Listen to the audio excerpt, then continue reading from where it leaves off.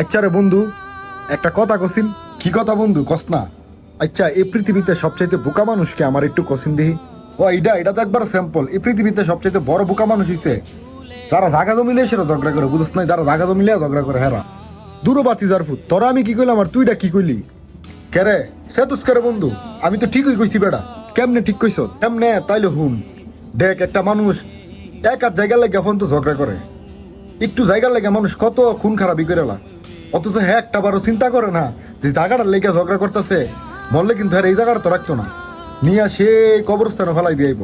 যেন ধনী গরিব রাজা প্রজা কুটিপুতির সবার একদম এই জায়গাটার মধ্যে নিয়ে সেটা ফেলাই দিয়ে আইব। অথচ একটু জায়গার লেগে কি পরিমাণ ঝগড়া করে। মানুষ যদি এই জিনিসটা বুঝতো রে বন্ধু, তাহলে জীবনে মানুষ জায়গা জমিলে আর ঝগড়া করলে না, বুঝছ নাই? এতিম বা গরিব মানুষের হোক জীবনে মাইরা হাইল না, বুঝছস? আমার এই ক্ষুদ্র জ্ঞানে আমি এটাই বুঝলাম। এর চাইতে বড় বোকা মনে হয়, এদের চাইতে বড় বোকা এই পৃথিবীতে আর কেউই নেই। এর লাগে আমি তোর কইলাম আর কি। আরে বন্ধু, আসলে তো আমি আসলে তোর মতো করে চিন্তা করছি না। আসলে তো তারা বোকা।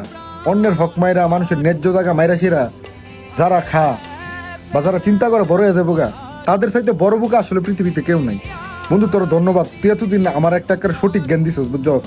আমার এতদিন আসলে এই জ্ঞানটা আসছিল না। তোর ধন্যবাদ বন্ধু, তোর ধন্যবাদ। তুই বড় হয়ে অনেক কিছু করতে পারবি বন্ধু।